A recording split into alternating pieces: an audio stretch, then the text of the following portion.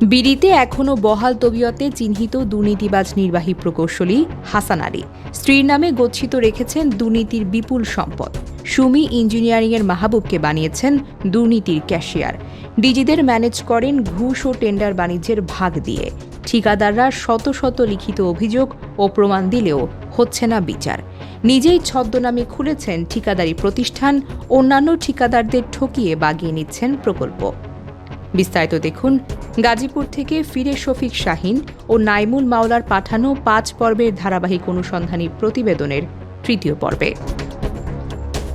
গাজীপুরে বাংলাদেশ ধান গবেষণা ইনস্টিটিউট বিড়ি এর ইমারত ও নির্মাণ বিভাগের প্রধান ও নির্বাহী প্রকৌশলী হাসান আলী কর্তৃক গত ৪ বছর ধরে টেন্ডার জালিয়াতি ও ব্যাপক দুর্নীতির প্রমাণসহ গণমাধ্যমে একাধিক প্রতিবেদন প্রকাশ এবং ঠিকাদারদের অসংখ্য লিখিত অভিযোগের পরও এখনও বিড়িতে বহাল তবিয়তে থেকেই দুর্নীতি চালিয়ে যাচ্ছেন এই দুর্নীতিবাজ কর্মকর্তা। একাধিক বিশ্বস্ত সূত্র জানিয়েছে, হাসান আলী দীর্ঘদিন ধরে ক্ষমতার অপব্যবহার করে অবৈধ জালিয়াতি ও প্রভাব খাটিয়ে বিভিন্ন প্রকল্পে অনিয়ম, টেন্ডার বাণিজ্য এবং কাজ বণ্টনে নিজ প্রতিষ্ঠান সুমি ইঞ্জিনিয়ারিংয়ের মাধ্যমে বিপুল পরিমাণ অর্থ হাতিয়ে নিয়েছেন। কাগজে কলমে সুমি ইঞ্জিনিয়ারিংয়ের মালিক আওয়ামী লীগ নেতা মাহবুবুল আলম রিপন হলেও এর মালিকানা শেয়ার করেছে দুর্নীতিবাজ প্রকৌশলী হাসান আলী ও তার স্ত্রীর নামে। আর তাই দায়িত্ব নেয়ার পর থেকেই ধান গবেষণা ইনস্টিটিউটের অধিকাংশ প্রকল্পের কাজই তিনি কৌশলে দিয়ে দিয়েছেন সুমি ইঞ্জিনিয়ারিংকে।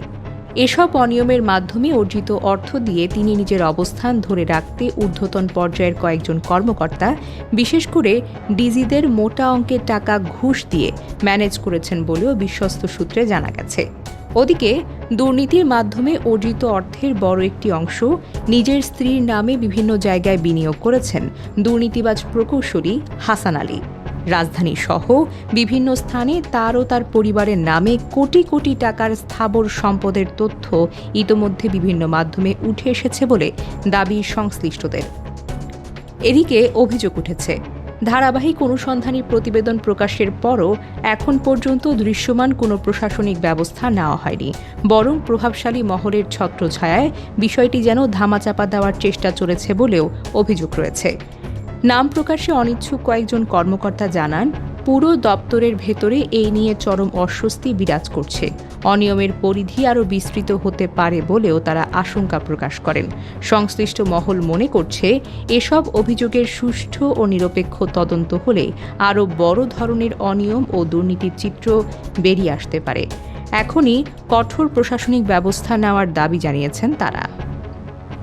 দর্শক, ধারাবাহিক অনুসন্ধানী প্রতিবেদনের পরবর্তী পর্বে থাকছে দুর্নীতিবাজ নির্বাহী প্রকৌশলী হাসান আলী কিভাবে সুমি ইঞ্জিনিয়ারিংয়ের অঘোষিত মালিক বনে গেছেন এবং কিভাবে প্রায় সকল কাজ সুমি ইঞ্জিনিয়ারিংকে দিয়ে দিচ্ছেন তার আদ্যোপান্ত। চোখ রাখুন দৈনিক অগ্রযাত্রা প্রতিদিনে। অগ্রযাত্রা প্রতিদিন, নির্ভীক প্রত্যয়ে উজ্জীবিত।